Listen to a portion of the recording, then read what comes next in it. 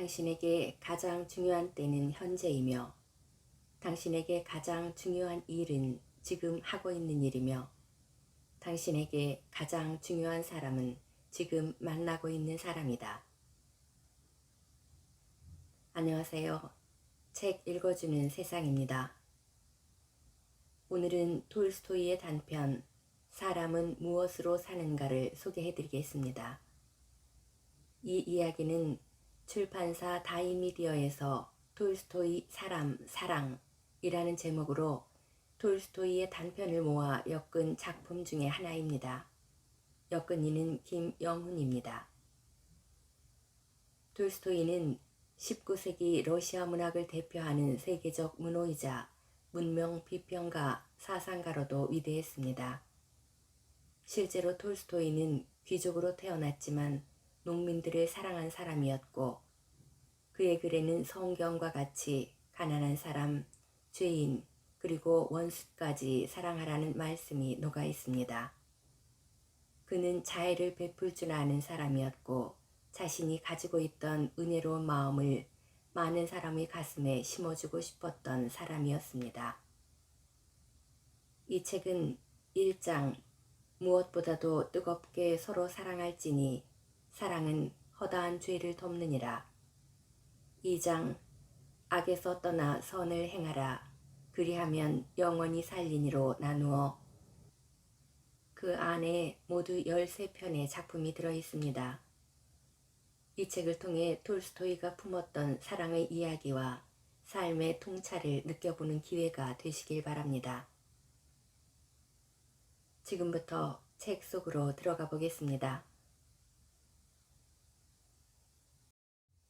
한 갓바치가 아내와 아이들과 함께 마을 농가의 방 한 칸을 새내어 살고 있었다. 그는 자신의 집도 땅도 없었기 때문에 구두를 만들거나 고치는 일을 하며 가정을 꾸렸다. 하지만 빵은 비싸고 버는 돈은 얼마 안 되어 겨우 하루 벌어 하루 먹는 정도였다. 갓바치는 아내와 함께 모피 외투를 한 벌 가지고 있었지만 이미 낡아 누더기가 되어 있었다. 그래서 그와 그의 아내는 2년 전부터 새 외투를 만들 계획이었다. 가을이 되자 갓바치는 어느 정도 돈을 모을 수 있었다. 아내의 작은 상자 속에는 3루블이 들어있었고 마을 농부들에게 받은 돈도 5루블 20코페이카가 있었다. 어느 가을 아침 갓바치는 마을로 모피를 사러 갈 준비를 했다. 그는 셔츠 위에 솜이 들어간 아내의 무명 재킷을 입고 다시 그 위에 모직 외투를 걸쳤다. 아침 식사를 마친 후 3루블을 주머니에 챙겨 넣고 나뭇가지 하나를 꺾어 지팡이 삼아 집을 나섰다. 농부들에게 5루블을 받으면 거기에 이 3루블을 더해 외투를 만들 양가죽을 사야지. 마을에 도착한 갓바치는 한 농부의 집을 찾아갔다. 하지만 찾아간 집에 농부는 없었다.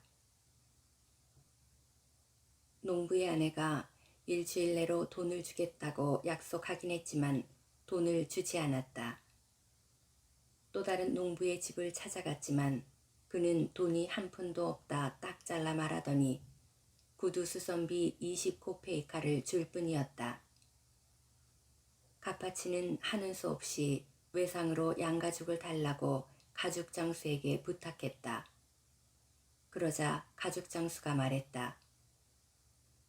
돈을 가지고 오면 마음에 드는 걸 줄게요. 외상값 받기가 얼마나 힘드는지 알면서 그런 말을 하세요. 결국 갓바치는 구두 수선비 20코페이카와 어느 농부에게 낡은 펠트 구두에 가죽을 덧대는 일을 받은 게 전부였다. 갓바치는 속이 상해 보드카를 마시느라 그 20코페이카를 다 써버리고 집으로 돌아갔다. 아침에는 매우 추운 날씨였지만 술이 몸에 들어간 뒤부터는 외투를 걸치지 않았는데도 춥지 않고 몸이 꽤 따뜻한 느낌이었다. 그는 길을 걸으며 한 손으로는 지팡이로 울퉁불퉁하게 얼어붙은 바닥을 두드리며 다른 한 손으로는 벨트 구두를 휘두르며 혼잣말을 했다. 나는 외투 같은 거 안 입어도 춥지 않아. 한 잔 마시니까 온몸이 피가 끓어오르는 것 같구만. 모피 외투 따위는 필요 없어. 하나도 춥지 않아. 모피 외투 없어도 살 수 있어. 그딴 거 평생 없어도 돼. 하지만 마누라가 가만히 있지 않을 테니 그게 걱정이구만. 나쁜 놈들. 나는 제 놈들 위해서 열심히 일을 해줬는데 날 바보 취급해. 어디 두고 보라지. 다음에 돈을 내지 않으면 내 놈들의 모자를 벗겨버릴 테다. 아무렴. 도대체 이게 뭐야. 제깟 놈들은 집도 있고 가축도 있고 필요한 건 다 있지만 나는 아무것도 없다고. 몸뚱이 하나밖에 없어. 내 놈들은 농사라도 지으니까 빵이라도 먹고 살지. 나는 빵도 사 먹어야 된다고. 아무리 열심히 살아봐야 일주일에 빵값으로 최소 3루블은 나가지. 지금도 집에 빵이 없을 텐데. 그러면 1루블을 반은 또 나가야 해. 그런데 내 놈들이 나한테 돈을 안 줘? 그러면 안 되잖아. 어느덧 갓바치는 길 모퉁이에 있는 예배당 앞을 지나고 있었다.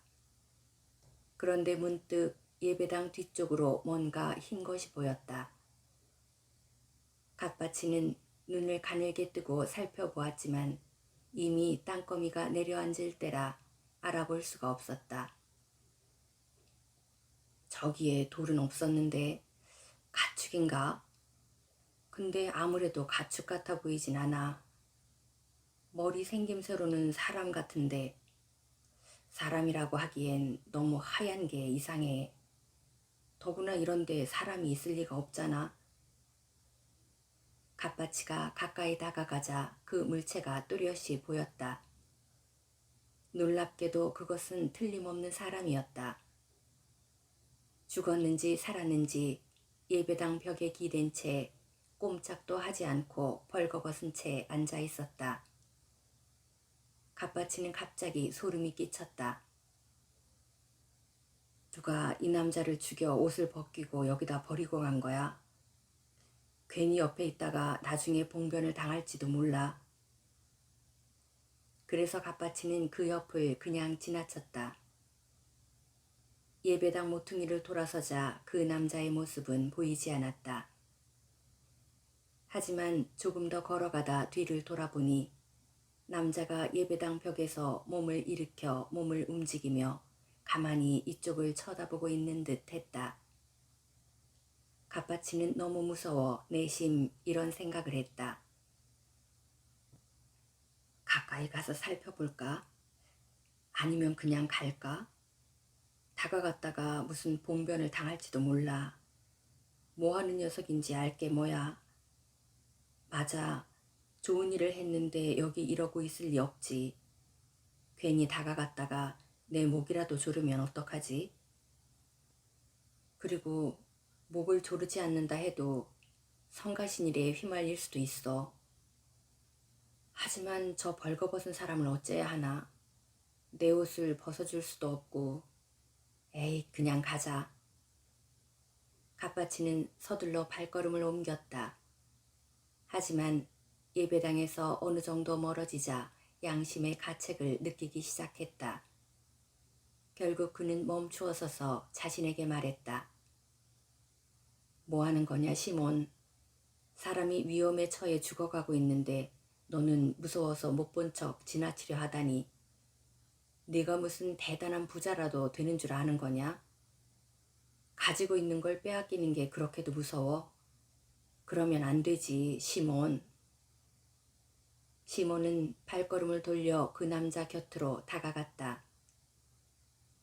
그는 남자 곁으로 다가가 가만히 들여다봤다. 남자는 젊고 건강했고 어디 맞은 흔적도 없었다. 단지 주위에 몸이 얼어붙어 움직일 수 없는 것 같았다. 그렇게 벽에 기대앉은 남자는 시몬 쪽으로 고개를 돌릴 힘도 없어 보였다. 더구나 지칠 대로 지쳐 눈뜰 힘도 없어 보였다. 시몬이 바로 옆으로 다가가자 남자는 그제야 알아차린 듯 갑자기 고개를 돌려 눈을 뜨고 시몬을 바라봤다. 눈을 마주쳤을 뿐인데 시몬은 그 남자가 마음에 들었다. 그는 벨트 구두를 바닥에 내려놓고 그 위에 허리띠를 풀어서 올려놓은 뒤 외투를 벗으며 말했다. 자, 아무 말도 말고 이걸 입으시오. 어서. 시몬은 남자를 부축해 일으켜 세웠다. 남자는 일어나 시몬을 쳐다보았다. 사내는 몸도 깨끗하고 손과 발도 거칠지 않은 데다 사랑스러운 얼굴을 하고 있었다. 시몬이 그의 어깨에 긴 외투를 걸쳐 주었지만 그 남자는 소매에 팔을 넣지도 못했다. 남자에게 옷을 입혀준 시몬은 옷깃을 앞으로 당겨 여미고 허리띠를 묶어주었다. 시몬은 다 낡아빠진 모자까지 벗어 사내에게 씌워주려고 하다가 머리가 시려 다시 모자를 쓰며 생각했다. 내 머리는 벗겨졌지만 이 젊은이는 머리털이 덥수룩하니 괜찮을 거야. 그리고 시몬은 그 남자를 앉히고 벨트 구두를 신겨주었다. 됐어. 자, 조금 걸읍시다. 몸이 따뜻해질 거요. 다 잘 될 거니 걱정 말고. 걸을 수 있겠소? 자리에서 일어선 남자는 부드러운 시선으로 시몬을 바라보았지만 말은 한마디도 하질 않았다. 왜 대답이 없나? 이런 데서 겨울을 날 수 있다고 생각하는 거요? 우리 집으로 갑시다. 자, 여기 내 지팡이 짚고 걸어봐요. 그러자 남자는 걷기 시작했다. 가벼운 몸짓으로 뒤처지지도 않고 걸었다. 두 사람이 함께 길을 가는 도중에 시몬이 말했다. 자네 어디서 왔나? 저는 이곳 사람이 아닙니다.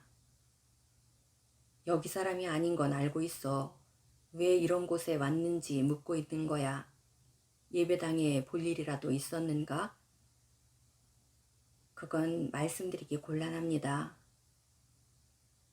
분명 누군가 자네를 이 꼴로 만들었겠지? 누가 저를 이렇게 만든 게 아닙니다. 저는 하나님께 벌을 받은 거예요. 그렇긴 하지. 무슨 일이든 다 하나님의 뜻이니까. 그건 그렇고 지낼 곳은 있는가? 전 어디든 상관없습니다. 시몬은 놀랐다. 남자는 난폭하지 않았고 말투도 아주 예의 바르긴 하지만 도무지 자기 이야기를 하지 않았다. 틀림없이 무슨 사연이 있을 거야. 시몬은 마음속으로 생각하면서 사내에게 말했다. 그럼 우리 집으로 가겠나? 몸을 좀 녹여줄 수는 있을 테니까. 시몬은 집으로 향했다. 낯선 남자도 뒤처지지 않고 발걸음을 나란히 하며 뒤따라왔다. 시몬의 셔츠 밑까지 바람이 파고들었기에 수리께 다시 몸이 추웠다. 그는 코를 훌쩍이며 안의 외투에 앞서풀 여미고 걸었다. 이거 생각지도 못했던 일일걸.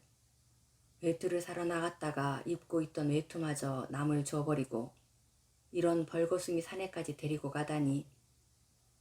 마트리오나가 잔소리 좀 하겠는데.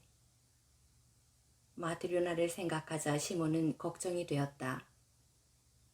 하지만 낯선 남자를 바라보며 예배당 구성에서 그가 자신을 바라봤을 때의 눈빛이 떠올라 왠지 마음이 따뜻해졌다. 시몬의 아내는 서둘러 집안일을 끝냈다. 장작을 패고 물도 길어오고 아이들과 저녁 식사까지 하고 나서 그녀는 잠시 생각에 잠겼다. 저녁에 빵을 구울까? 아니면 내일 구울까? 아직 큰 빵 한 조각이 남아있었다. 그이가 점심을 먹었으면 저녁은 많이 안 먹겠지. 그럼 내일은 이걸로 충분할 거야. 마트료나는 빵을 몇 번이고 뒤척어보면서 생각했다. 오늘은 빵을 굽지 말자. 밀가루도 별로 없고 이걸로 금요일까지 먹어야 돼. 마트료나는 한쪽으로 빵을 치우고 식탁 옆에 앉아 남편의 해진 외투를 기웠다. 바느질을 하는 내내 마트료나는 남편이 어떤 양가죽을 사올까 생각했다. 가죽 장수에게 속지는 않았겠지. 그이는 사람이 워낙 좋아서 말이야. 남을 속일 줄은 모르지만 어린아이라도 그이를 속이는 것 좀 식은 죽 먹기야. 어쨌든 팔로 부리면 큰돈이니까 좋은 모피 외투를 만들 수 있겠지. 최고급은 아니라도 어쨌든 모피는 살 수 있을 테니. 작년 겨울에는 모피 외투가 없어서 얼마나 고생했는지. 강에 나가지도 못하고 아무데도 나갈 수가 없었어. 지금도 마찬가지지 뭐. 그이가 내 옷까지 입고 나가는 바람에 나는 아무것도 못 걸치고 있으니까. 아무튼 이제 올 시간이 됐는데, 올 때가 지났는데 혹시 술 마시고 있는 거 아니야? 마트료나가 이런저런 생각을 하고 있을 때 현관 앞 계단이 삐거덕거리는 소리와 함께 누군가 들어오는 소리가 났다. 마트료나는 들고 있던 바늘을 찔러 놓은 채 현관으로 나갔다. 남자 둘이 집으로 들어왔다. 남편과 낯선 사내였다. 더구나 낯선 사내는 모자도 쓰지 않고 맨발에 펠트 구두를 신고 있었다. 마트료나는 남편의 숨결에 술 냄새가 섞여 있는 걸 금방 알 수 있었다. 역시 술이나 퍼마셨어. 그리고 남편은 외투도 입지 않은 데다 손에는 아무것도 들고 있지 않았다. 그렇게 멀거니 서 있는 남편을 보자 마트료나는 화가 났다. 그 돈으로 전부 퍼마셨겠지. 틀림없이 저 개뼈다귀 같은 놈이랑 같이 마시고도 모자라 뻔뻔스럽게 여기까지 데리고 왔겠지. 마트료나는 이렇게 생각하며 두 사람을 안으로 들이고 뒤따라 들어섰다. 젊고 마른 남자는 자신들의 긴 외투를 걸치고 있었다. 그 외투 안에 셔츠도 입고 있는 것 같지도 않을 뿐더러 모자도 쓰고 있지도 않았다.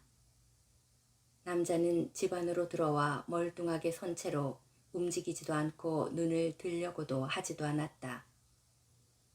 그 모습을 본 마트료나는 분명히 무슨 잘못을 저지르고 겁먹은 거라고 생각했다. 그녀는 얼굴을 찡그리며 난로 쪽에 서서 두 사람이 어떻게 하는지 지켜보았다. 시몬은 모자를 벗더니 자기는 아무 잘못도 없다는 듯이 간이 의자에 앉으며 말했다.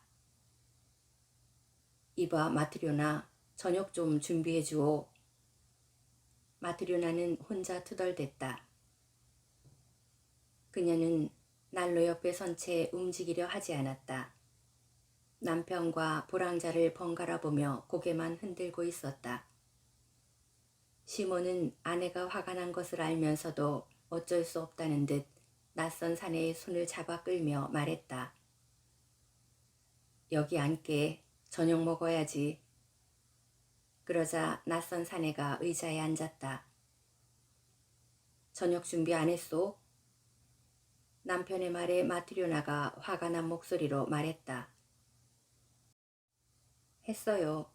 하지만 당신을 위해 준비한 게 아니에요. 당신 아무래도 개념까지 펌하신 것 같군요. 외투를 사러 간다더니 있던 것까지 없애고 거기다가 어디서 뭐 하는지도 모를 사람까지 데리고 왔어요. 우리 집에 당신들 같은 주정뱅이한테 내줄 음식은 없어요. 아, 알았어. 그렇다고 그렇게 말할 것까진 없잖아. 그건 그렇고 당신 이 사람이 어떤 사람인지는 물어봐야 하는 거 아니야? 그보다 먼저 당신 돈을 대체 어디에 갖다 바친 거죠? 시몬은 긴 외투의 주머니를 뒤져 지폐를 꺼내 보여줬다. 돈이라면 여기 있어. 근데 트리포노프한테는 받질 못했어. 내일 주겠다고 약속했거든. 마트료나는 더욱 화가 치밀었다. 외투는 사오지 않고 한 벌밖에 없는 긴 외투는 누군지도 모르는 벌거숭이에게 줘버리고는 그것도 모자라서 그 남자를 집까지 데리고 왔기 때문이었다. 그녀는 테이블 위에 있던 지폐를 덥석 움켜쥐고는 옷장 속에 넣으며 말했다. 저녁은 없어요. 세상에 술 취한 벌거숭이한테 밥을 주는 사람이 어디 있어요? 여보, 말 좀 조심합시다. 불평할 땐 하더라도 우선은 내 이야기를 들어줘. 술 취한 멍청이한테 무슨 말을 들으라는 거죠? 난 원래 당신 같은 술고래한테 시집 오기 싫었어요. 아무렴 어머니가 주신 예단까지 당신이 전부 마셔버렸으니까. 그리고 이번에는 외투를 사러 가서 그마저도 마셔버렸고요. 시몬은 아내에게 마신 것은 20코페이카뿐이라는 사실과 어디서 이 남자를 만났는지 등을 이야기하려고 했지만 그녀는 하나도 들어주질 않았다. 무슨 조화인지 한꺼번에 두 마디 말이 쏟아져 나왔을 뿐만 아니라 10년 전에 있었던 일까지 속속들이 들춰냈다. 쉴 새 없이 떠들어대다가 결국 그녀는 시몬에게 덤벼들어 입고 있던 옷의 소매자락을 움켜쥐었다. 내 옷 내놔요. 달랑 한 벌 남은 것까지 벗겨서 자기가 입다니. 어서 달라니까. 이 덜 떨어진 인간 같으니라고. 확 연병이나 걸려서 죽어버려라. 시몬은 소매를 뒤집어서 옷을 벗기 시작했다. 그런데 아내가 옷을 잡아당겨 쭉 뜯어지고 말았다. 마트료나는 그대로 옷을 빼앗아 걸치고 문으로 다가가 밖에 나가려다 문득 멈춰 섰다. 그녀의 마음은 두 갈래로 나뉘어 있었다. 좀 더 화를 마음껏 내보고도 싶기도 했지만 또 저 남자가 어떤 남자인지도 알고도 싶었다. 자리에 멈춰선 마트료나가 말했다. 그래도 선량한 사람이 저렇게 벌거숭이로 있을 리가 없잖아요. 저 사람은 셔츠도 걸치지 않았어요. 그리고 당신도 나쁜 짓을 하지 않았다면 어쩌다 이 사람을 데리고 오게 되었는지 말 못할 이유가 뭐예요? 내가 말했잖소. 집으로 돌아오는 길에 보니 이 사람이 몸이 꽁꽁 언 채로 예배당 벽에 기대 앉았더란 말이지. 글쎄 여름도 아닌데 알몸으로. 하나님께서 인도하셨겠지만 내가 그 앞을 안 지나갔더라면 이 사람은 얼어 죽었을 거야. 그러니 어쩌면 좋겠소. 살다 보면 언제 무슨 일을 당할지 누가 알겠느냔 말이지. 그래서 일으켜 세워서 옷을 입혀 데리고 온 거요. 제발 이제 진정하구려. 누구든 한 번은 죽는 거 아니겠소? 마트리나는 마음껏 욕설을 퍼부어주고 싶었지만 나그네 쪽을 흘끗 쳐다보더니 입을 다물어 버렸다. 나그네는 조금도 움직이지 않고 가만히 간이의자 끝에 걸터 앉아 있었다. 깍지 낀 손을 무릎 위에 올려놓고 머리를 가슴에 푹 수그리고 눈도 뜨지 않은 채 무엇인가가 숨을 막고 있기라도 한 것처럼 얼굴을 찡그리고 있었다. 마트료나가 조용해지자 시몬이 이야기를 하기 시작했다. 마트료나, 당신 마음속에는 하나님이 안 계시는 건가? 이 말을 들은 그녀는 다시 한번 나그네 쪽을 돌아보았다. 순간 그녀의 마음속 화가 눈 녹듯 사라졌다. 그녀는 문에서 떨어져 구석에 있는 화롯가로 가서 저녁상을 차리기 시작했다. 그녀는 테이블 위에 그릇을 놓고 거기에 크바스를 따른 뒤 남은 빵을 내놓았다. 나이프와 숟가락도 꺼내놓았다. 자, 드세요. 시몬은 나그네들 앞쪽으로 밀었다. 자자, 좀 더 앞으로 가서 앉아 젊은이. 시몬은 빵을 잘라 잘게 부쉈다. 두 사람은 저녁을 먹기 시작했다. 마트료나는 테이블 한쪽 끝에 한 손으로 턱을 괴고 앉아서 나그네를 바라보았다. 그러자 그녀는 이 나그네가 가엾다는 생각이 들었다. 심지어 보살펴주고 싶다는 생각이 들었다. 그러자 나그네는 갑자기 기운이 났는지 마트료나 쪽을 바라보며 찡그리던 얼굴을 펴고 미소를 띄어 보였다. 두 사람의 식사가 끝나자 아내는 뒷정리를 한 뒤 나그네에게 묻기 시작했다. 당신은 어디서 왔어요? 저는 여기 사람이 아닙니다. 왜 그런 길바닥에 쓰러져 있던 거죠? 그건 말씀드리기 곤란합니다. 강도를 당했나요? 하나님께서 벌을 내리신 겁니다. 그래서 알몸으로 쓰러져 있었다는 거예요? 네, 알몸으로 쓰러져 꽁꽁 얼어붙어 있었죠. 그런데 아저씨가 저를 가엾게 여겨 입고 있던 외투를 저한테 벗어주고는 함께 자기 집으로 가자고 했습니다. 또 여기 왔더니 당신께서 먹고 마시게 해주시고 위로해 주셨어요. 틀림없이 하나님께서 당신들을 보살펴 주실 겁니다. 마트료나는 자리에서 일어나 조금 전에 기워두었던 시몬의 낡은 셔츠를 가져다 나그네에게 주고 속옷도 챙겨주었다. 자, 당신 보니까 셔츠도 입고 있지 않은 것 같은데 이걸 입고 어디든지 좋으니까 당신 마음에 드는 데 가서 쉬도록 해요. 침상 위에도 좋고 난로 위에라도 좋아요. 나그네는 외투를 벗고 셔츠를 입었다. 그리고 침상으로 가서 자리에 누웠다. 불을 끈 마트료나는 긴 외투를 들고 남편 곁으로 파고들었다. 마트료나는 긴 외투자락으로 몸을 감싸고 누웠지만 나그네 생각이 머릿속에 맴돌아 좀처럼 잠에 들 수가 없었다. 그가 한 조각밖에 남지 않은 빵을 먹어버렸기 때문에 내일 먹을 빵이 없다는 사실과 셔츠와 속옷까지 내준 일들을 생각하면 가슴이 답답했다. 하지만 그가 빙그레 웃은 걸 떠올리니 괜히 마음이 따뜻해졌다. 오랫동안 잠에 들지 못한 그녀가 귀를 기울여 보니 시몬도 잠이 오지 않는지 긴 외투를 자기 쪽으로 끌어당겼다. 시몬, 응? 당신이 조금 전에 먹은 빵이 마지막이었어요. 나 아직 빵을 더 구워놓지 않았는데 내일은 어떻게 해야 하죠? 말라니 아주머니 댁에서라도 좀 얻어올까요? 삿입에 거미줄이야 치겠소. 아내는 누운 채 말을 이어갔다. 저 사람 나쁜 사람 같지는 않은데 왜 자기 이야기를 하지 않는 걸까요? 무슨 말 못할 사연이 있겠지. 시몬, 응? 우리는 이렇게 남에게 베푸는데 왜 우리를 도와주는 사람은 없는 거죠? 시몬은 어떻게 대답해야 할지 몰랐다. 무슨 상관이람? 그리고 몸을 돌려 잠을 자기 시작했다. 아침이 되어 시몬은 눈을 떴다. 아이들은 아직 잠을 자고 있었고 아내를 옆집으로 빵을 얻으러 갔다.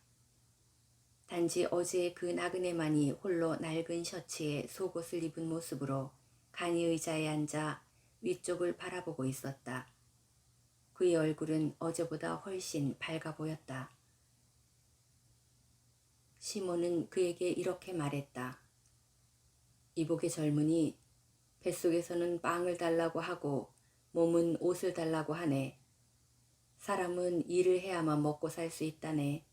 자네 뭔가 할 수 있는 일이 있는가? 전 아무것도 할 줄 모릅니다. 시몬은 깜짝 놀라 이렇게 말했다. 하지만 사람은 마음먹기에 달렸다네. 무슨 일이든 배울 수 있을 거야. 네, 사람들은 모두 일을 하고 있으니 저도 일을 하겠습니다. 자네 이름은 뭔가? 미하일입니다. 그럼 미하일, 자네는 자신에 대해 이야기하는 걸 꺼려하는 것 같은데 그건 자네 마음이니 아무래도 좋아. 하지만 밥벌이는 해야겠지. 나와 함께 일을 하면 우리 집에서 지낼 수 있게 해주겠네. 감사합니다. 전 뭐든 배우겠습니다. 할 일을 알려주십시오. 시몬은 실을 집어들어 손가락에 감은 뒤 매듭을 지었다. 아주 간단하지? 자, 한번 해보게나.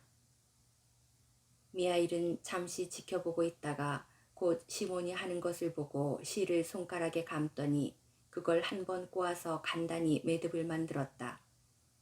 그런 다음에 시몬은 미하일에게 가죽을 맞추는 법을 가르쳤다. 미하일은 이것도 금방 익혔다. 다음으로 시몬은 굵은 실을 바늘에 꿰는 방법과 꿰매는 방법을 가르쳤다. 미하일은 이것도 금방 익혔다. 시몬이 어떤 것을 가르쳐도 금방 익혀서 3일째 되는 날부터 아주 숙련된 갓바치처럼 일을 하기 시작했다. 그는 쉬지 않고 일을 했지만 밥은 많이 먹지 않았다. 쉬고 있을 때에도 말없이 그저 위쪽을 바라보고 있을 뿐이었다. 외출도 하지 않고 필요한 말만 했으며 농담도 하지 않았다. 물론 웃음을 지어주는 일도 없었다. 그들은 그가 여기 온 첫날 밤 아내가 저녁을 주었을 때의 그 환한 미소를 딱 한 번 보았을 뿐이었다. 하루하루 쉬지 않고 날이 흘러 1년이라는 시간이 지났다. 미하일은 변함없이 시몬의 집에서 일을 하며 살고 있었다. 그러는 동안 시몬의 집에 있는 이 젊은 갓바치에 대한 평판은 굉장히 좋아졌다. 이 근방에서 미하일만큼 튼튼하고 괜찮은 구두를 만드는 사람은 없었다. 소문이 자자하게 퍼져 여기저기서 주문이 들어와 시몬의 수입도 점점 늘어나게 되었다. 어느 겨울날 시몬이 미하일과 함께 앉아서 일을 하고 있었다. 밖에서 3마리 말이 끄는 지붕 달린 썰매가 방울소리를 시끄럽게 울리며 집 쪽으로 다가왔다. 두 사람이 창밖을 내다보는 동안 썰매가 집 앞에 멈춰서더니 젊은 남자가 뛰어내려 재빠르게 썰매 문을 열었다.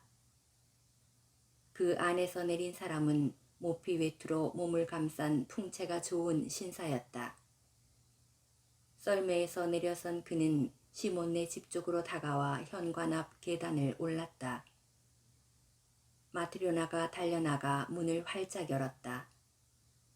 신사는 몸을 숙여 집 안으로 들어선 뒤 다시 몸을 곧게 폈다. 그러자 머리가 거의 천장에 닿을 듯 했다.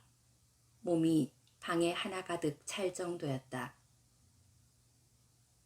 시몬은 자리에서 일어나 신사에게 인사를 하고 그를 바라보았을 때 놀라지 않을 수 없었다. 지금까지 이렇게 큰 사람을 본 적이 없었기 때문이었다. 시몬 자신은 호리호리한 편이었고 미하일도 마른 편이었다. 또한 마트료나로 말할 것 같으면 마치 말라 비틀어진 나뭇가지 같았기 때문에 이 사람은 다른 세계에서 온 사람이라는 생각까지 들었다. 얼굴은 붉고 번질번질한 데다 목은 황소처럼 굵고 몸 전체가 철로 만들어진 것 같았다. 신사는 길게 숨을 내쉬더니 외투를 벗고 간이 의자에 앉은 뒤 입을 열었다. 여기 주인은 누구인가? 시몬이 앞으로 나섰다. 접니다, 나리. 그러자 신사가 자신의 하인에게 큰 소리로 외쳤다. 이봐, 페티카, 물건을 이리 가져와. 하인이 포장된 물건을 들고 빠른 걸음으로 들어섰다. 물건을 받아든 신사는 테이블 위에 그것을 올려놓았다. 풀어보게. 신사의 말에 하인이 포장을 풀기 시작했다. 포장을 풀자 신사는 거기서 나온 가죽을 손가락으로 가리키며 시몬에게 물었다. 이봐 주인장, 이게 무슨 가죽인지 알아보겠는가? 시몬이 가죽을 만져보더니 대답했다. 아주 좋은 가죽입니다. 당연히 아주 좋은 가죽이고 말고 멍청하기는. 자네는 이렇게 좋은 가죽을 본 적이 없겠지. 이건 20루블이나 하는 독일산 가죽이라고. 시몬은 어쩔 줄 몰라 말했다. 저희들이 어찌 감히 이런 가죽을 구경이나 할 수 있겠습니까요? 당연히 그렇지. 그런데 자네, 이 가죽으로 내 발에 꼭 맞는 부츠를 만들 수 있겠는가? 물론입니다요, 나리. 신사는 큰 목소리로 말했다. 물론이라고? 자네는 누구의 부츠를 만드는지, 무슨 가죽으로 어떤 물건을 만드는지 똑똑히 알아둬야 할 걸세. 나는 1년을 신어도 모양이 변하지 않고 바느질이 뜯어지지 않는 부츠가 필요하단 말이야. 그런 구두를 만들 자신이 있으면 가죽을 재단하고 일을 시작해도 좋아. 안 될 것 같으면 시작도 하지 말라는 말이야. 만일 1년이 되기도 전에 부츠가 망가진다면 자네를 가만두지 않을 테야. 감옥에 쳐넣을 거란 말일세. 대신 1년이 지나도 뜯어지지 않고 모양도 변하지 않는다면 수고비로 10루블을 더 주지. 겁을 집어먹은 시몬은 어떻게 대답해야 할지 몰라 고민했다. 그는 미하일 쪽을 흘낏 쳐다보았다. 그리고 팔꿈치로 그를 찌르며 속삭이며 물었다. 이봐, 어쩌면 좋겠나? 미하일은 그 일을 받으라는 듯이 고개를 살짝 끄덕였다. 그것을 본 시몬은 1년 동안 모양이 변하지 않고 바느질한 곳도 뜯어지지 않는 부츠의 주문을 받아들이기로 결심했다. 신사는 하인에게 왼쪽 구두를 벗기라며 다리를 뻗었다. 그럼 치수를 재보게. 시몬은 5cm 정도 길이로 종이를 평평하게 이어붙인 다음 무릎을 꿇고 앉아 신사의 양말을 더럽히지 않기 위해 앞치마에 손을 닦은 뒤 치수를 재기 시작했다. 먼저 발바닥과 발등을 잰 뒤에 종아리를 재려고 했지만 준비된 종이로는 도저히 잴 수가 없었다. 신사의 종아리가 어찌나 굵은지 꼭 통나무 같았다. 잘 알아두게. 종아리는 꽉 끼게 해서는 안 돼. 시몬은 종이를 이어붙였다. 신사는 자리에 앉은 채 양말 속의 발가락을 움직이면서 집안에 있는 사람들을 둘러보았다. 그의 시선이 미하일에게 멈췄다. 저 친구는 누구인가? 여기서 일하는 실력 좋은 갓바치입니다. 나리의 부츠도 저 친구가 만들 겁니다. 그래? 자네도 잘 알아두게나. 신경을 써서 1년은 끄떡없이 신을 수 있는 부츠를 만들어야 하네. 시몬이 미하일을 힐끗 보니 그는 신사를 쳐다보지도 않고 신사 뒤쪽의 구석을 가만히 쳐다보고 있었다. 마치 신사의 뒤에 누군가 있는 듯 했다. 그러다 갑자기 미하일이 싱긋 웃으며 환한 미소를 지었다. 그러자 그의 몸 전체가 밝게 빛나는 것처럼 보였다. 이 바보 같은 녀석 왜 실없이 웃고 있는 거야? 아무튼 자네 기한에 맞춰서 부츠를 만들도록 신경 써야 하네. 그 말에 미하일이 대답했다. 네, 그렇게 하겠습니다. 좋았어. 신사는 다시 부츠를 신고 외투를 걸치더니 문 앞으로 걸어갔다.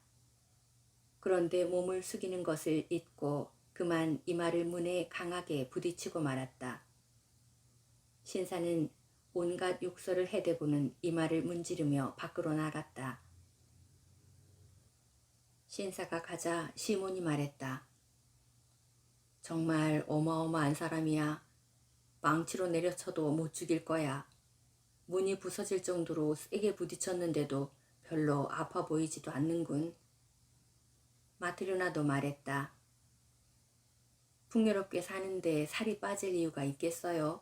저렇게 큰 사람한테는 저승사자도 어쩔 수 없을 거예요. 시몬이 미하일에게 말했다.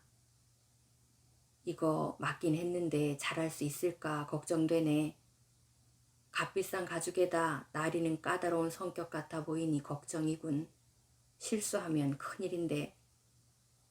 그래서 말인데 자네가 나보다 눈도 밝고 솜씨도 좋으니 재단을 하게.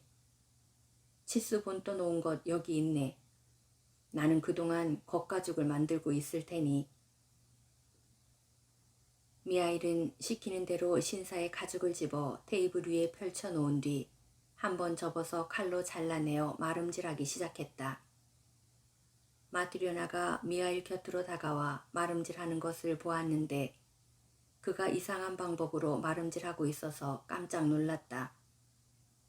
마트리오나도 부츠 만드는 것을 곁에서 오래 봐왔기 때문에 단번에 미하일이 가죽을 둥글게 자르는 것이 부츠를 만드는 마름질이 아니라는 것을 알아챘다. 마트리오나는 말을 하려고 했지만 조금 더 지켜보자는 마음을 먹었다. 내가 부츠 만드는 법을 몰라서 그러는 걸 거야.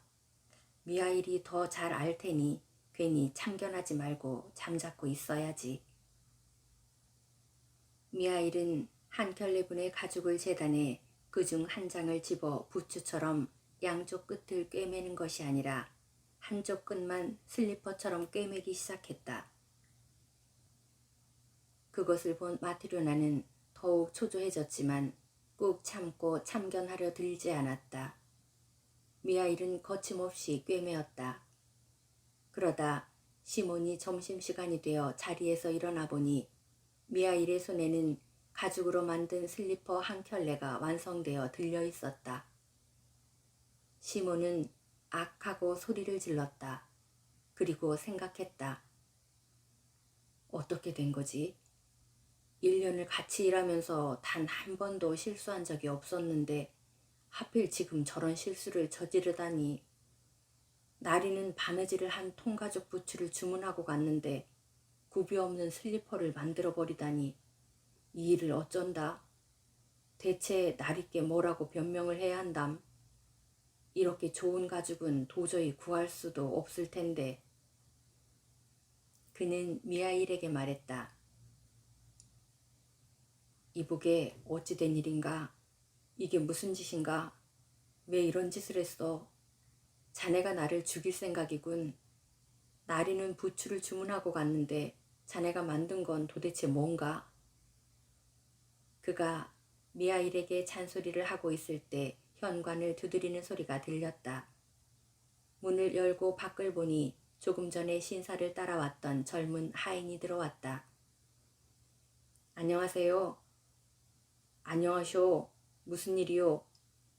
그 부츠 때문에 마님의 명을 받고 왔습니다. 부츠요? 부츠 말입니다. 나리께서는 더 이상 부츠가 필요하지 않게 되어버렸습니다. 나리께서 그만 돌아가셨거든요. 아니 그게 무슨... 이 집을 떠나 저택으로 돌아가시는 길에 썰매 안에서 돌아가셨어요.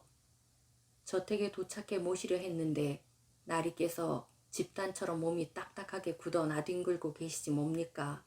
겨우 끌어내렸습니다. 그러자 마님께서 자네 나리께서 가죽을 맡기고 부츠를 만들어 달라고 주문한 가게로 가서 전하거라. 아까 나리께서 주문하신 부츠는 더 이상 필요 없으니 그 가죽으로 죽은 사람에게 신기는 슬리퍼를 빨리 만들어 달라고. 그리고 완성될 때까지 기다린 후에 그걸 들고 오게나 라고 말씀하셨습니다.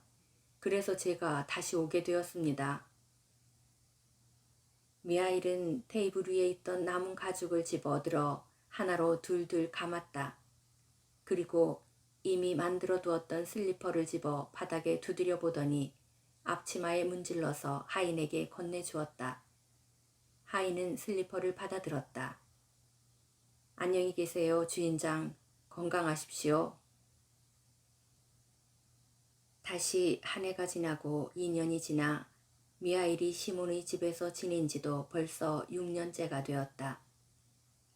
그는 처음부터 그랬듯이 외출도 하지 않고 쓸데없는 말을 일절 하지 않았으며 5년 동안 단 2번 미소를 지어 보였을 뿐이었다. 그 한 번은 마트료나가 저녁 식사를 차려주었을 때였고 다른 한 번은 구두를 맞추러 온 신사를 보았을 때였다. 시몬은 미하일을 만나게 된 것이 너무나도 기뻤다. 시몬은 그가 어디에서 왔는지 더 이상 묻지 않았다. 단지 그가 어디론가 떠나버릴까 걱정을 할 뿐이었다. 어느 날 식구들이 한자리에 있을 때였다. 마트료나는 화롯불에 솥을 걸고 있었다.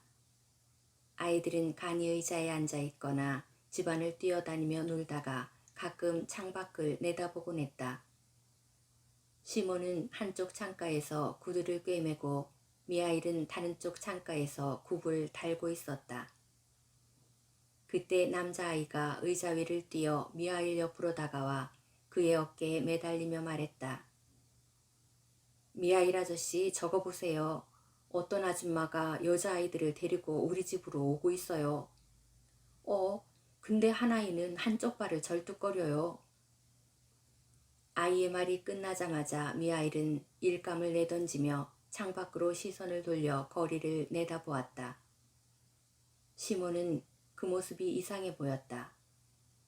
지금까지 단 한 번도 창밖을 바라본 적이 없는 그가 창밖을 뚫어지게 쳐다보고 있었다. 시몬도 창밖이 궁금해 내다보았다. 말끔한 옷차림의 여자가 모피 외투 위에 뜨개질로 만든 두꺼운 쇼를 두른 두 여자아이의 손을 잡고 있었다. 여자아이들은 누가 누군지 구분할 수 없을 정도로 얼굴이 똑같았다. 단지 한 아이가 왼쪽 다리를 다쳤는지 절뚝거리며 걷고 있었다. 여자는 현관 계단을 올라 문을 열었다. 그리고 두 여자아이를 먼저 집 안으로 들여보낸 뒤 따라 들어왔다. 안녕하세요. 어서 오세요. 무슨 일로 오셨죠? 여자는 테이블 앞에 앉았다. 두 여자아이는 그녀의 무릎에 안기듯 매달렸다. 낯을 가리는 것 같았다. 이 아이들에게 봄에 신길 가죽신을 만들어 주셨으면 합니다. 아, 네, 그렇군요. 이렇게 작은 아이들의 신을 만들어 본 적은 없지만 걱정하지 마십시오. 한번 해보죠. 둘레에만 가죽을 댄 것은 물론 접은 헝겊을 댄 것도 만들 수 있어요.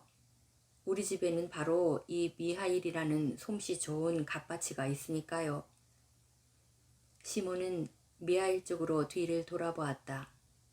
그런데 미하일은 일감을 내던진 채 여자아이들을 뚫어져라 바라보고 있었다. 시몬은 처음 보는 그의 모습에 적잖이 놀랐다. 두 아이가 아주 귀여운 얼굴이기는 했다. 검고 커다란 눈동자, 통통하고 고운 피부, 입고 있는 모피 외투와 숄도 최고이긴 했지만 그래도 시몬은 미하일이 마치 알고 있는 사람이라도 되듯이 아이들을 바라보는 것을 도저히 이해할 수가 없었다. 시몬은 이상하다고 생각하면서 여자를 상대로 이야기를 해 계약을 하기로 했다. 계약이 이루어지자 치수를 재기 시작했다. 여자는 절름바일이 아이를 안아 무릎에 앉혀놓고 말했다. 그럼 이 아이 다리로 두 사람분의 치수를 재주세요. 굽어있는 쪽 다리로는 한쪽만, 고든 다리로는 한 켤레 반을 만들어주시면 돼요. 두 아이의 발 크기가 똑같거든요. 둘은 치수까지 닮은 쌍둥이니까요. 시몬은 발 치수를 재며 물었다. 어쩌다 이렇게 된 거죠? 이렇게 귀여운 아이가 어쩌다가 태어날 때부터 그런 건가요? 그렇지는 않아요. 그의 엄마 때문이죠. 그때 마트료나가 대화에 끼어들었다. 그녀는 이 여자와 아이들이 어떤 사이인지 알고 싶었다. 그럼 부인이 낳은 아이들이 아닌가 보군요.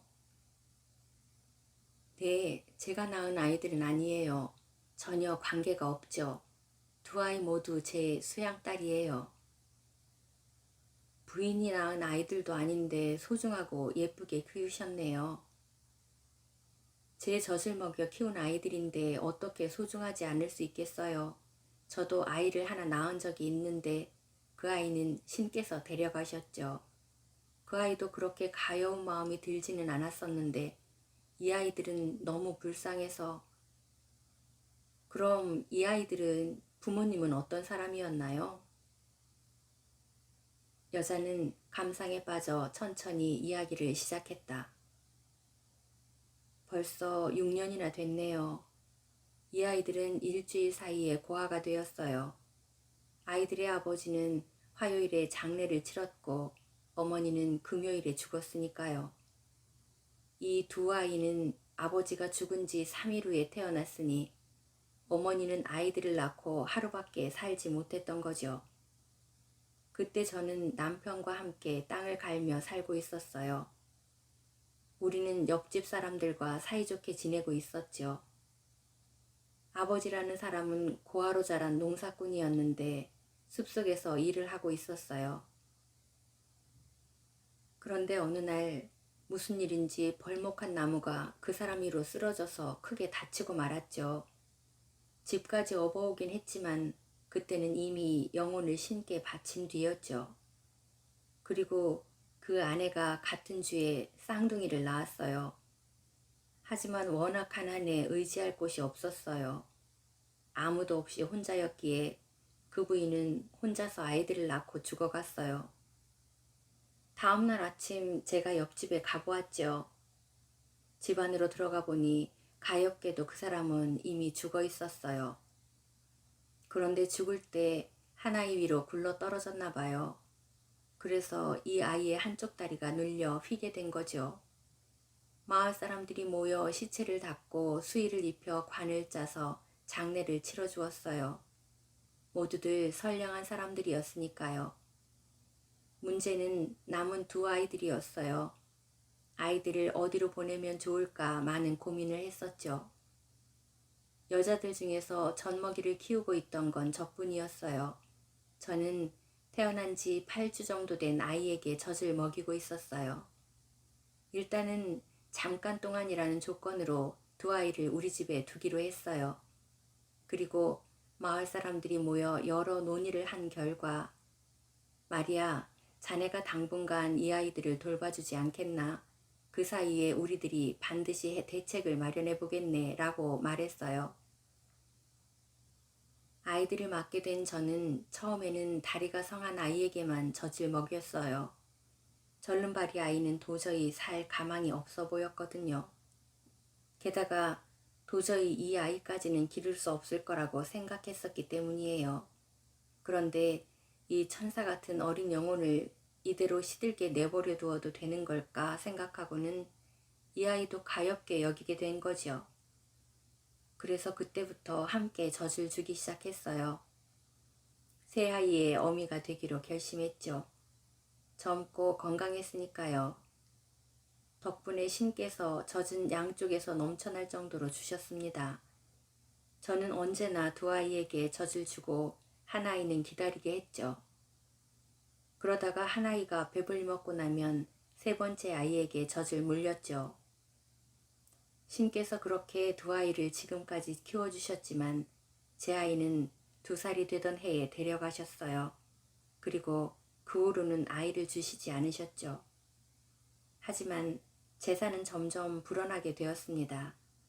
지금은 이곳에서 상인이 운영하고 있는 방앗간 일을 돌봐주고 있어요. 수입도 괜찮고 생활도 편한데 아이가 생기질 않아요. 만약 이 두 아이가 없었다면 저 혼자서 어떻게 살아갈 수 있었겠어요? 그러니 이 아이들은 제게 정말 소중한 아이들이에요. 이 아이들은 나한테 촛불과 같은 존재들이죠. 여자는 한 손으로 절름발이 아이를 자신의 가슴 쪽으로 끌어안고 다른 한 손으로는 뺨에 흐르는 눈물을 닦았다. 마트류나가 긴 숨을 내쉬며 말했다. 부모는 없어도 아이는 자라나지만 하나님이 없으면 살아갈 수가 없다는 말이 틀린 말은 아니네요. 그들은 한동안 이야기를 나눴다. 여자가 인사를 하고 자리에서 일어나자 부두방 부부가 그녀 일행을 배웅하러 나서다가 문득 미하일 쪽을 바라보았다. 그는 깍지 낀 손을 무릎 위에 올려놓고 의자에 앉은 채 위쪽을 바라보며 혼자 미소 짓고 있었다. 시몬이 그의 옆으로 다가섰다. 미하일, 자네 무슨 일인가? 그가 묻자 미하일은 간이 의자에서 일어나 일감을 한쪽으로 치우고 앞치마를 벗은 다음 주인 부부에게 인사를 하며 말했다. 나리, 마님, 저를 용서해 주십시오. 신께서 저를 용서해 주셨습니다. 그러니 두 분도 저를 용서해 주십시오. 부부가 보니 미하일의 몸에서 빛이 일렁이고 있었다.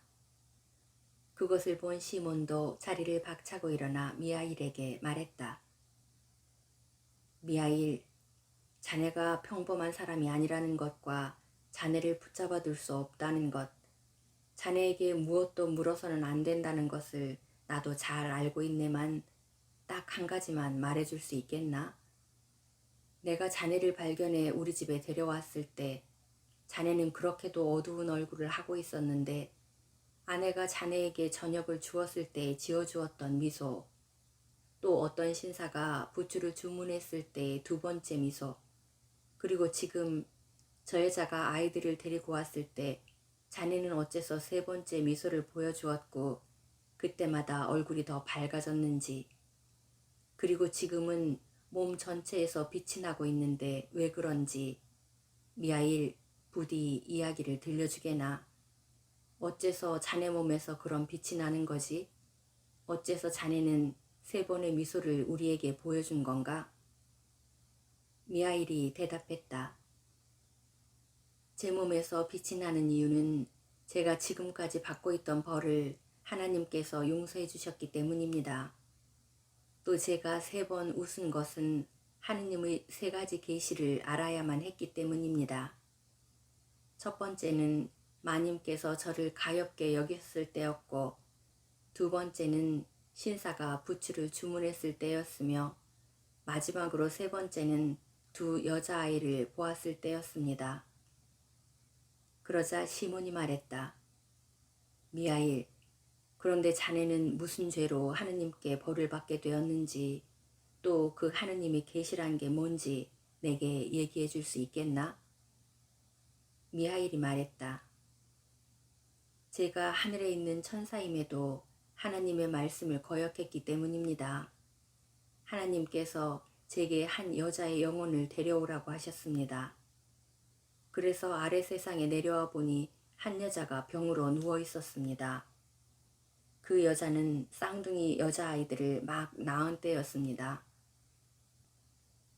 두 갓난아이가 어머니 옆에서 꼼지락꼼지락 움직이고 있는데 어머니께서는 이미 아이들을 안아 젖을 먹일 만한 힘도 남아있질 않았습니다.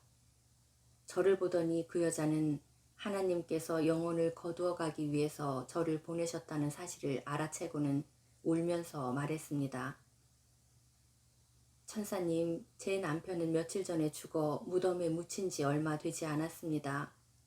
숲속에서 나무에 깔려 그만. 제게는 부모 형제와 친척도 없습니다. 이 아이들을 맡아줄 사람이 없어요. 그러니 제발 제 영혼을 데려가지 마시고 이 아이들을 기를 수 있게, 어른이 돼서 독립할 수 있을 때까지 도와줄 수 있게 해주세요. 아버지도 없는데 저까지 없어진다면 아이들을 누가 기르겠습니까? 라고. 그래서 저는 그 어머니의 말을 듣고 한 아이에게 어머니의 젖을 물리고 한 아이는 어머니의 품에 안겨준 뒤 하늘에 계신 하나님께 갔습니다. 그리고 하나님께 말씀드렸습니다. 저는 이제 막 아이를 낳은 어머니의 영혼을 데려오지 못했습니다. 아버지는 나무에 깔려 죽었고 어머니는 쌍둥이를 낳은 직후였기 때문에 그 여자는 제발 영혼을 데려가지 말아달라고 애원했습니다. 그래서 저는 그 어미의 영혼을 거둬올 수가 없었습니다. 그러자 하느님께서 말씀하셨습니다. 다시 내려가서 그 어미 영혼을 거두어오너라. 그러면 사람 속에 있는 것은 무엇인지, 사람에게 주어지지 않은 것은 무엇인지, 사람은 무엇으로 사는지 이 세 가지의 의미를 알게 될 것이다. 그리고 그것을 알게 된 다음 하늘로 돌아오거라 라고. 그래서 저는 다시 지상으로 내려와 이제 막 아이들을 낳은 어머니에게서 영혼을 거두었습니다. 아이들은 어머니의 품에서 미끄러 떨어졌고 어머니의 시체가 침상 위에서 뒹굴다가 한 아이를 짓눌러 그 아이의 한쪽 다리가 휘어져 버렸습니다. 저는 마을 위로 날아올라 빼낸 영혼을 가지고 하나님이 계신 곳으로 가려 했습니다. 그런데 갑자기 바람이 불어와 제 날개를 부러뜨려 휩쓸고 가버렸습니다. 그래서 영혼만이 하나님 계신 곳으로 올라가고 저는 중간에서 땅 위로 떨어지게 되었던 것입니다. 시몬과 마트료나는 자신들이 입히고 먹이고 집에서 머물게 했던 사람이 어떤 사람인지 알고 놀라움과 기쁨에 넘쳐서 눈물을 흘리기 시작했다. 미하일이 계속해서 말을 이어갔다. 저는 벌거벗은 채 들판에 남겨지게 되었습니다. 그 전까지는 저는 인간들이 느끼는 불편함도 추위도 배고픔도 알지를 못했었습니다. 그런데 갑자기 인간이 되어 보니 배가 고파오고 몸이 얼어붙었지만 어떻게 해야 할지 알 수가 없었습니다. 문득 바라보니 들판 한가운데 예배당이 있었습니다. 그래서 그곳으로 가서 안으로 들어가 몸을 숨기려고 했습니다. 그런데 문이 잠겨 있어 안으로 들어갈 수가 없었습니다. 곧 해가 저물기 시작했습니다. 저는 너무 배가 고프고 추워서 탈진 직전이었습니다. 그때 갑자기 사람의 발소리가 들려왔습니다. 바라보니 한 사내가 손에 부추를 늘어뜨리고 혼잣말을 중얼거리며 걸어오고 있었습니다. 그때 저는 인간이 된 뒤 처음으로 송장과도 같은 인간의 얼굴을 보았기 때문에 그 얼굴이 무서워서 시선을 돌려버렸습니다. 그런데 가만히 들어보니 그 사람은 이 추위를 무슨 옷으로 견디면 좋을지, 아내와 자식을 어떻게 먹여 살려야 할지를 혼자 끊임없이 중얼거렸습니다. 그것을 듣고 저는 생각했습니다. 나는 배고프고 추워서 죽을 것 같은데 저기 저 사람은 자신과 아내가 입을 모피, 가족들을 먹일 빵만 생각하고 있는 사람이야. 저 사람은 나를 도와주지 않을 거야. 그 사람은 저를 보더니 얼굴을 찡그리며 더욱 험악한 표정으로 제 곁을 지나쳤습니다. 저는 실망했습니다. 그런데 다시 발자국 소리가 들려왔습니다. 그 사람이 되돌아오고 있는 게 아니겠습니까? 되돌아보니 조금 전에 그 사람이라고는 생각할 수 없을 정도였습니다. 조금 전까지만 해도 그 사람 얼굴에는 죽음이 어른거리고 있었는데 그때는 생기가 넘쳐 흘렀으니까요. 그리고 저는 그 얼굴에서 하나님을 보았습니다. 그 사람은 제 곁으로 와서 옷을 입혀주고 저를 데리고 자신의 집으로 갔습니다. 집에 도착하자 한 여자가 우리를 맞으러 나왔다가 무슨 말을 하기 시작했습니다. 그 여자는 조금 전에 남자보다 더 흉측한 얼굴을 하고 있었습니다. 그녀의 입에서는 죽음의 숨결이 새어나왔는데 저는 썩은 냄새와도 같은 죽음의 냄새 때문에 숨이 턱턱 막힐 지경이었습니다. 그 여자는 저를 추운 밖으로 내쫓으려 했습니다. 그 여자가 만약 저를 밖으로 내쫓았으면 그 여자도 곧 죽게 될 것이라는 사실을 저는 알고 있었습니다. 바로 그때 남편이 그 여자에게 하나님을 상기시켜 줬습니다. 그러자 그 여자도 갑자기 변했습니다. 그리고는 저녁을 차려주기 시작했습니다. 여자와 저의 눈이 마주쳤을 때 그 여자의 얼굴에는 이미 죽음의 모습 같은 것은 보이지 않았으며 생생하게 생기가 넘쳐 흐르고 있었습니다. 저는 그 여자 속에서도 하나님의 모습을 보았습니다.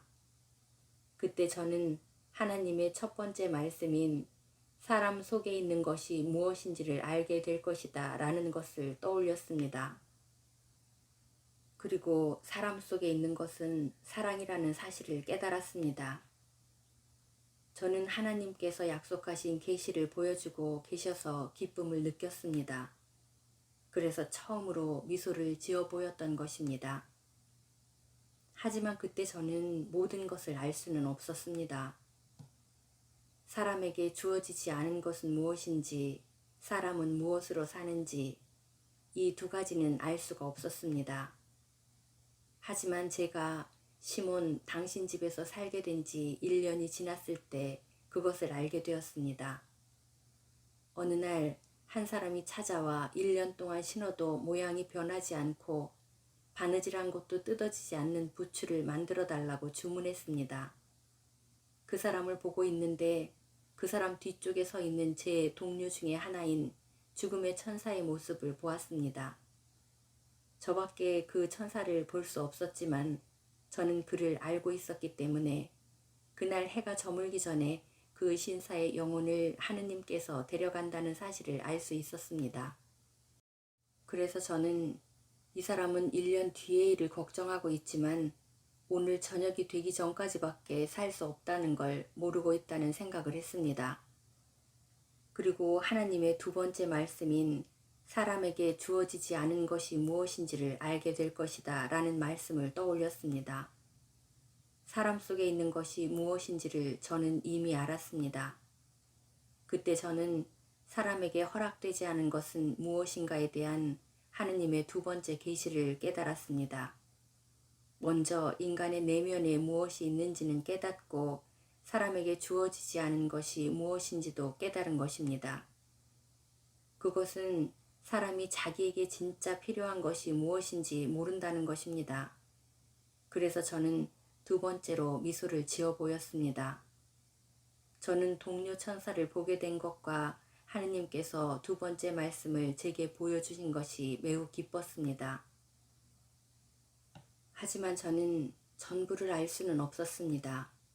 그래서 저는 계속 여기서 신세를 지며 하느님께서 주신 마지막 말씀의 뜻을 계시하시길 기다리고 있었습니다.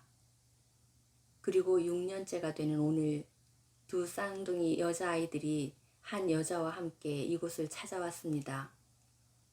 저는 그 아이들을 알고 있었습니다. 그리고 그 아이들이 죽지 않고 살아있었다는 사실을 알게 되었습니다. 저는 그 어머니가 아이들을 위해서 애원했을 때 저는 어머니의 말을 믿고 부모가 모두 없어지면 아이들은 살아갈 수 없을 것이라고 생각했었는데 이렇게 다른 여자가 젖을 먹여 키워내지 않는가라는 깨달음을 얻었습니다. 그리고 그 부인이 아이들 때문에 감동해서 눈물을 흘렸을 때 저는 그 여자 속에서도 살아계신 하느님의 모습을 보고 사람은 무엇으로 사는지를 알게 되었습니다. 이렇게 저는 하느님께서 마지막 말씀을 제게 계시하시고 저를 용서하셨다는 사실을 알게 되었습니다. 그래서 저는 세 번째로 미소를 지어 보였던 것입니다. 그리고 천사의 벌거벗은 몸으로 변하더니 똑바로 쳐다볼 수 없는 휘황한 빛이 그의 몸을 감쌌다. 그의 목소리는 점점 커져서 그의 몸에서 나는 소리가 아니라 하늘 위 천국으로부터 울리는 듯 했다. 그가 말했다. 저는 모든 사람이 제 몸이나 챙기기 때문에 사는 것이 아니라 사랑에 의해 살아간다는 걸 배웠습니다. 아이들의 어머니는 아이들의 삶에 필요한 것이 무엇인지 알 수 없었습니다. 부유한 신사도 자기에게 필요한 것이 무엇인지 알 수는 없었습니다. 어느 누구도 한밤중에 부추가 필요할지 송장에 신길 슬리퍼가 필요할지 알 수 없는 노릇 아니겠습니까? 제가 사람의 몸으로도 살아남은 것은 제가 제 몸을 잘 보살핀 것이 아니라 지나가던 행인의 사랑이 있었기 때문입니다. 그 사람과 그의 아내는 연민과 사랑으로 절 보살폈습니다. 고아들이 살아남을 수 있었던 것은 생모의 보살핌이 아니라 알지 못하는 한 여인의 연민과 사랑의 마음 때문이었습니다. 모든 사람이 함께 살아갈 수 있는 것은 제 하나의 편안함을 위하려는 생각이 아니라 사람들에게 깃든 사랑 때문입니다. 저는 전에 하느님께서 사람들에게 생명을 주시고 잘 살기를 바란다고만 알고 있었습니다. 그런데 지금은 그보다 더 많은 뜻이 있음을 깨달았습니다. 하나님께서는 사람들이 따로 살기를 원치 않으시기에 이기적인 소망에는 계시를 하지 않습니다. 하나님께서는 사람들이 함께 어울려 살기를 원하시기에 모두에게 필요한 것이 무엇인지 계시를 하신다는 걸 깨달았습니다. 그리고 지금 저는 사람들이 스스로를 잘 보살피기에 살아가는 것 같지만 사실은 사랑이 있기에 살아간다는 것도 깨달았습니다. 사랑을 품은 자, 하나님의 가호를 누리는 자이며 하나님을 품은 자입니다. 하나님은 사랑이기 때문입니다. 그리고 천사는 하나님께 찬송을 올렸다. 그러자 오두막이 천사의 목소리에 흔들렸다. 천장은 갈라지고 지상으로부터 하늘로 불기둥이 치솟았다. 시몬과 그의 가족들은 바닥에 엎드렸다. 날개가 천사의 어깨에서 솟아나더니 천사는 하늘로 날아올랐다. 시몬이 정신을 차렸을 때 그의 집은 예전 그대로였다. 거기에 가족을 제외하곤 아무도 없었다. 지금까지 책 읽어주는 세상이었습니다.